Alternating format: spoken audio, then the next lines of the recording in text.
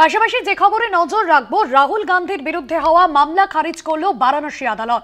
ভগবান রাম সম্পর্কে মন্তব্যের জন্য হওয়া মামলা খারিজ। বিদেশি বিশ্ববিদ্যালয়ে এক ভাষণে রাম সম্পর্কে মন্তব্য করেন রাহুল গান্ধী, আর সেই মন্তব্যের জেরেই তার বিরুদ্ধে মামলা করেন এক আইনজীবী।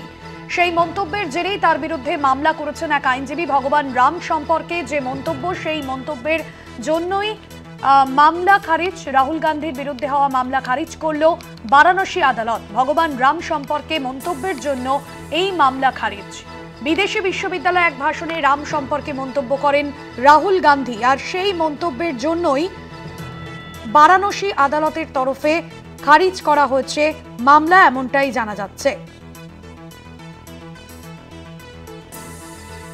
ভগবান রাম সম্পর্কে মন্তব্যের জন্য রাহুল গান্ধীর বিরুদ্ধে হওয়া মামলা খারিজ করলো বারাণসী আদালত। পল্লব চট্টোপাধ্যায় রয়েছেন আমাদের প্রতিনিধি ফোন লাইনে।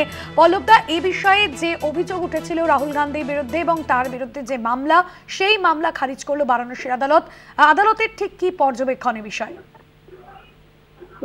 দেখো, এটা হচ্ছে আমেরিকার একটি বিশ্ববিদ্যালয়ে ভাষণ দিতে গিয়ে রাহুল বলেছিলেন যে রাম নেহাতি এক কাল্পনিক একটি চরিত্র।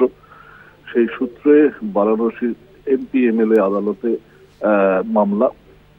সেখানে ওই মন্তব্যের জন্য রাহুলকে সমন জারির আবেদন রাখা হয়, কিন্তু আদালত জানিয়ে দেয় যে রাহুল যেহেতু সংসদ সদস্য, সেহেতু তার বিরুদ্ধে মামলা আনতে গেলে ম্যাজিস্ট্রেট এবং সম্পর্কিত রাজ্য সরকারের অনুমোদন নিয়ে তবেই কিন্তু মামলা, এই ধরনের মামলা করা যায়।